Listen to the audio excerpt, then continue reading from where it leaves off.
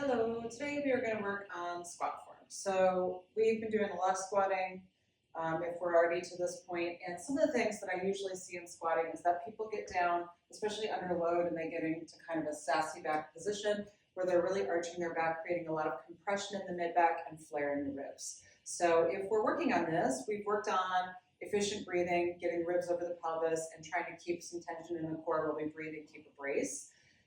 In doing a squat, what tends to limit people a lot, and you'll notice I have really flat shoes on, what tends to limit people a lot is their ankle range of motion. So if I don't have the ability for my ankle to move back and for my knee to go forward, which is called dorsiflexion, then I'm going to be limited in my squat motion. So sometimes what I'll have people do is squat on these wedges. So put the wedges under the heels, and that will help. Or you can use like a plate in the gym. So you can put your heels on the plate, okay, that sometimes will help. Or you can even put like a rolled up towel under your heels, all right? I do have people that come in, especially for some of the programs that I'm doing, that wear like a running shoe when they squat, but then if we're doing something else, they'll take the shoes off so that they have a better connection with their feet on the ground. It's important to remember that in our squat, we're still focusing on having a tripod of the foot, which means the big toe mount, the little toe mount, and the middle of the heel are always going to be in contact. So we don't want to be rolling out to the edge of the feet or rolling in.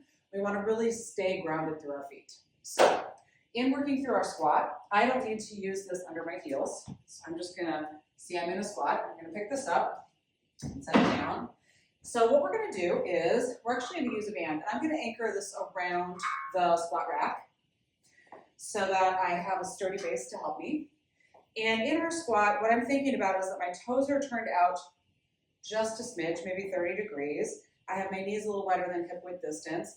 I start by exhaling from my lower abs, so I create a little tension in the core. I'm not tucking my tush under, so I'm not rolling my pubic bone towards my navel, but I am creating a little bit of that tension through my exhale, and then I'm going to inhale into my bra line, so around the lateral, the outside of my ribs, and the back of the ribs. So I have a little bit of tension in the core, and I can keep that tension and still inhale and exhale a little bit. But I'm not deflating myself. And I'm certainly not taking a huge belly breath. This is not the time for belly breathing. We do that at different times in our exercises. So again, I'm going to create a little tension, inhale into the ribs. I have that tension. And now I'm going to squat down and try to keep my ribs back. When I say ribs back, I don't mean tucking the ribs underneath me. I mean I'm keeping the ribs back as in not letting my rib cage flare out. So in order to do that, I need to be able to sit down, keep the weight in that tripod of the foot, and still keep some activity in the quads and also the glutes. So I'm really thinking about opening through the back of the pelvic floor, and then I'm going to take a little exhale and come up. Now notice I still have some tension in my core. Hopefully you can see that. So I'm able to do the squatting, inhale and exhale, and still keep a little tension in the core.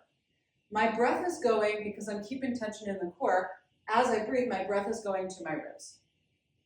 So that's the very basics of the exercise. And again, if you're doing this with me, we've practiced this in multiple positions. Now I'm going to use this band to help me. So you get my band hooked up, setting myself up in my side position so you can see my wonderful core, okay?